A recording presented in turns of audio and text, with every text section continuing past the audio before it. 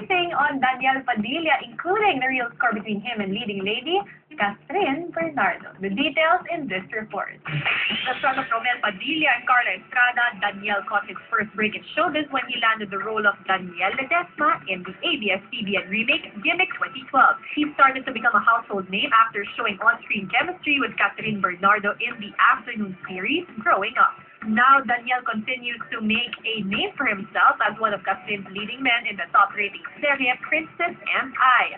During his spare time, Daniel tries to work on his other passion, singing. This teen star is currently a member of a band called Parking 5. Daniel also recently released his first album under Star Records titled Hinahanap Hanap Kita.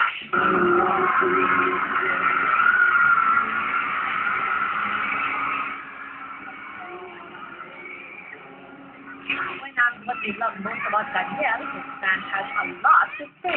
Kasi magaling siyang kumanta, tapos bukod sa magaling siyang kumanta, heartthrob siya sa Twitter. Then, mabait siya. Tapos, hindi ka nang i-ignore sa Twitter. Sobra pang gwapo niya, tapos mabait siya. Idol na idol talaga namin siya. Ang gwapo po niya. Ang gwapo niya. Ang gwapo niya. Ang gwapo niya. Daniel's parents, Carla and Romel, were also there to support their son. Actually, speechless ako. Kasi talaga, nakakataba ng puso. Maraming salamat sa inyo lahat ng anak! When we got the chance to talk to Daniel, the teen star shared how overwhelmed he is by the recent changes in his life. Nakakatuwa po kasi napunta po ako dati sa point na hindi na ako mag-artist talaga kasi hindi ko siya gusto. Kasi hindi ko gusto ang pag-artist before. Nagsimula ako sa gimmick na parang hindi naman ako napapansin. At parang dumating ako din sa point na nagpapaalam na ako kanila, Tita Luz, sa Magic.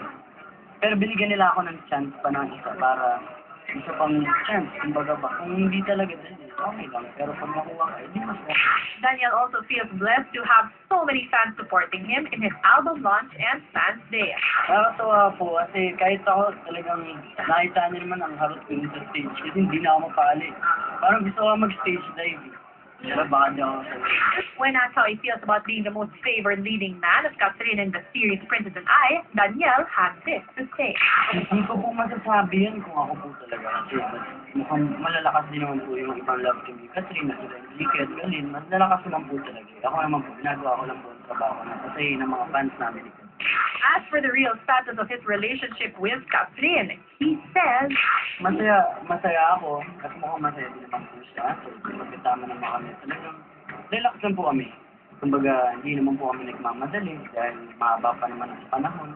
16 pa lang siya, 17 pa lang po. Wala naman po. when asked about Catherine's reported response that she knew she and Daniel were more than friends, Daniel says, Nakakatawa, di ba? Yung sinabi natin, yung walang pala ngayon ko lang nabalitaan. Talaga ba? Ayun. Totoo ba yan? Oo, sinabi niya yan. Parang hindi kayo, pero alam niya na parang more than friends kayo. Special friends. Hindi naman pa. Ano ba kayo? Maganda. Ano nang balita? Mamaya magsikahan tayo. Kapag yung balay kasi Kaya, ano? yung gano'n, ngayong feeling ko sinabi ko, parang gusto ko mag-isa pang kanta eh. Hindi, masaya, sobrang masaya. Ano nga? Masaya po. Hindi na ako makapalita. Ganun pala. Alam ko na more than friends, pero hindi kami. Pero alam namin hindi kami. Pero kami, na hindi naman pala kami. Hindi talaga kami. Di ba? Nalalabuhan ka rin. Nalalabuhan ako. Masaya. Masaya. Cinema News asked if Daniel considers Catherine to have the qualities of a girl he will marry someday. Daniel has this to say.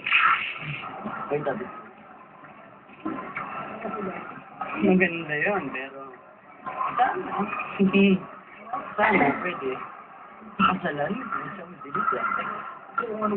Oo nga eh.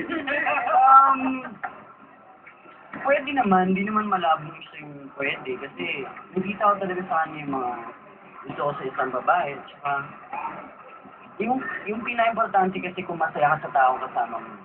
Kaya yung masaya ka. Later on, exciting